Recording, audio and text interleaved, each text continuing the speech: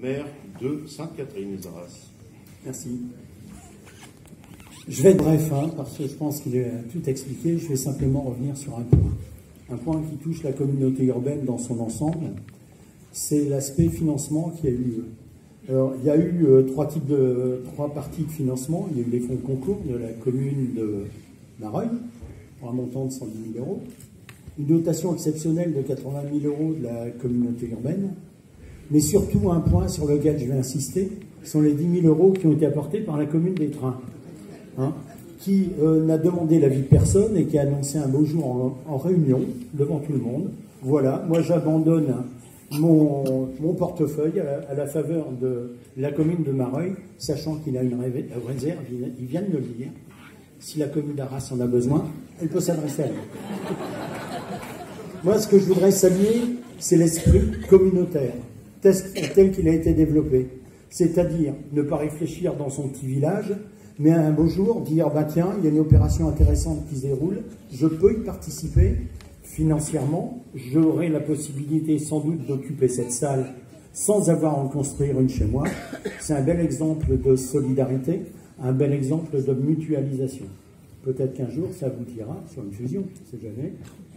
Moi personnellement, étant persuadé que ce genre d'opération doit être intéressant, pourquoi pas. Voilà, je voulais vous remercier toujours. Daniel, je voudrais te remercier de l'invitation au nom de Pascal. Et je voudrais vous souhaiter un bon usage de cette salle, une bonne journée. Et puis, pourquoi pas, peut-être un jour à bientôt, si on inaugurait une salle à Sainte-Catherine, chose qui n'est pas sûre, mais c'est comme jamais. Voilà, j'ai terminé.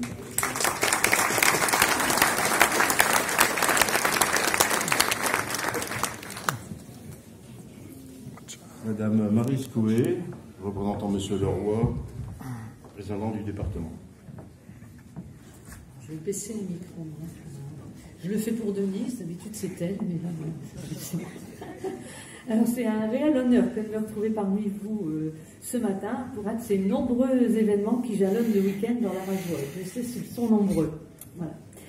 Je vais commencer mes propos en excusant tout d'abord Jean-Claude Leroy, notre président, qui est retenu sur notre territoire de par ses obligations et qui m'a demandé de le représenter. Et vraiment, c'est un grand plaisir pour moi.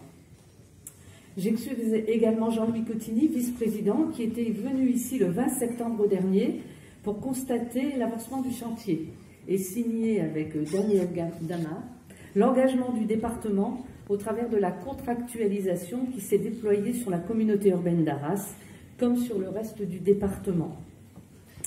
Comme l'a précisé le président du Jean-Claude Leroy, la contractualisation, c'est la rencontre des priorités du département et des priorités des territoires, qu'il s'agisse de l'intercommunalité ou de la commune.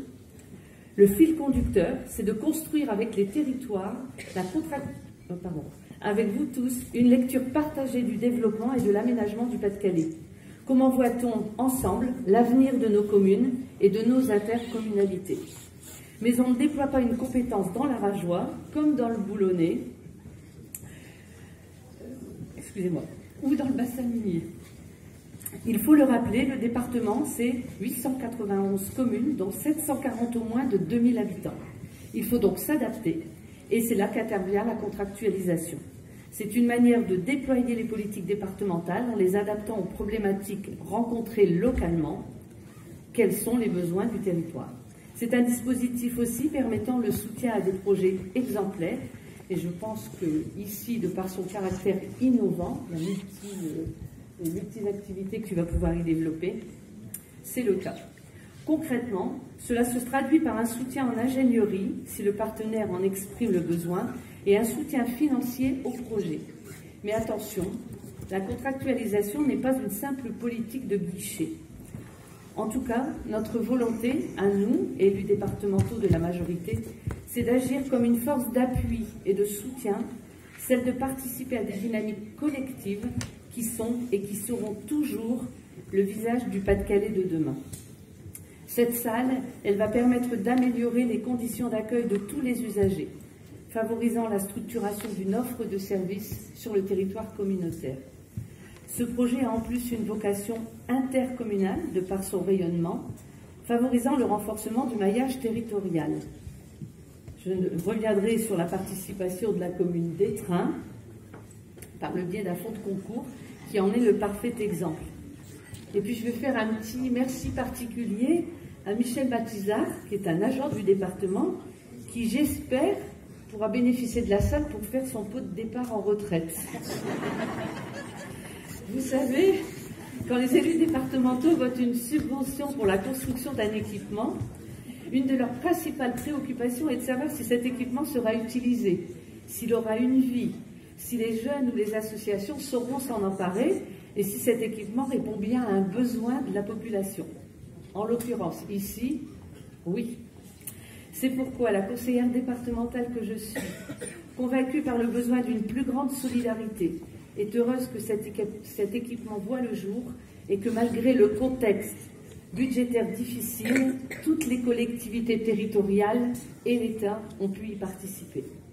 C'est pour cela, pour accompagner ce type de projet municipal qui a du sens, que le Conseil départemental du Pas-de-Calais s'est associé à la création de cette salle à hauteur de 200 000 € précisément. Quelquefois il y a des centimes, mais là on n'en a pas eu. Vous l'aurez compris, la solidarité telle que l'imagine le département se retrouve dans ces mécanismes d'équité qui permettent à toutes les collectivités du Pas-de-Calais, quelle que soit leur taille, et notamment les plus petites, de bénéficier de l'appui direct du conseil départemental pour leurs projets de développement. Monsieur le maire, cher Daniel, tu as mis tous les ingrédients pour faire de ce projet une réussite. Le département est au rendez-vous, je dirais comme d'habitude, et aujourd'hui le résultat est tangible. Vous pouvez être heureux collectivement d'offrir aux habitants, aux associations, un nouveau lieu de vie. Je vous souhaite les meilleurs moments de convivialité possibles dans cette belle réalisation.